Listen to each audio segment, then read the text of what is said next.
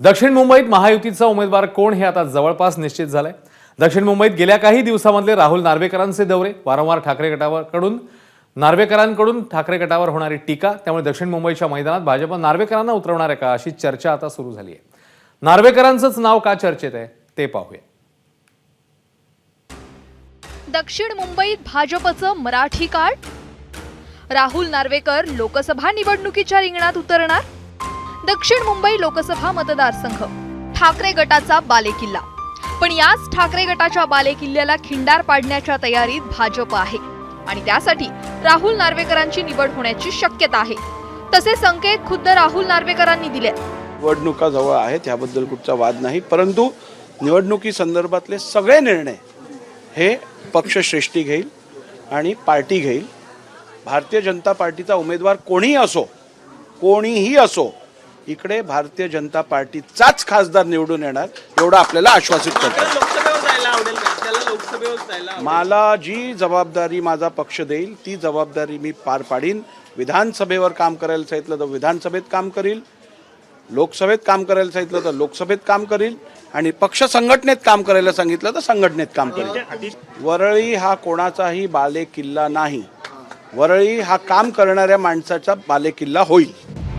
तर गेल्या काही दिवसांपासून राहुल नार्वेकरांनी शिवडी वरळीचे दौरेही सुरू केले। इकडे उभाटा गटाचं सातत्याने प्रतिनिधित्व इकडे आहे। इकडचे खासदार आहेत, इकडचे आमदार असतील, विधान परिषद सदस्य एक नाही तर दोन स्थानिक विधान परिषद सदस्य आहेत आणि ज्या स्पेसमध्ये किंवा ज्या क्षमतेने इकडे विकास व्हायला पाहिजे होता, लोकांना ज्या अपेक्षा होत्या, एवढ्या झोपडपट्ट्या आहेत परंतु अजूनही त्याचा पुनर्विकास रखडलेला आहे। मूलभूत सुविधा नाही आहेत तिकडे पाण्याची अडचण आहे, तिकडे पिण्याच्या पाण्याचा त्रास आहे, तिकडे लादी गटरपासून अशा साध्या समस्या पण सोडवल्या गेल्या नाही आहेत। राहुल नार्वेकरांनाच दक्षिण मुंबईच्या मैदानात उतरवण्याची तयारी भाजपनं का केली आहे तर ते सुद्धा पाहूया। दक्षिण मुंबई हा संमिश्र वस्ती असलेला मतदारसंघ, मराठी, गुजराती, मुस्लिम मतदारांची मोठी संख्या असलेला हा मतदारसंघ। ठाकरेंच्या शिवसेनेचे अरविंद सावंत हे दक्षिण मुंबईचे सध्याचे खासदार। अरविंद सावंत हे उत्तम लोकसंपर्क असलेले कामगार नेते। मराठी, इंग्रजी, हिंदी भाषेवर त्यांचं प्रभुत्व आहे। गेल्या 10 वर्षांपासून सावंत यांचा मतदारसंघात चांगला जम बसलाय। अरविंद सावंतांना टक्कर देण्यासाठी तितकाच तगडा कोकणी उमेदवार भाजपला द्यावा लागणार आहे। उच्च शिक्षित, तरुण आणि कोकणी चेहरा हे समीकरण बघता राहुल नार्वेकरांच्या नावाची चर्चा सुरू झाली आहे। खरं तर दक्षिण मुंबई मतदारसंघासाठी नुकतेच काँग्रेसमधून शिवसेनेत गेलेल्या मिलिंद देवरांच्या नावाचीही चर्चा होती।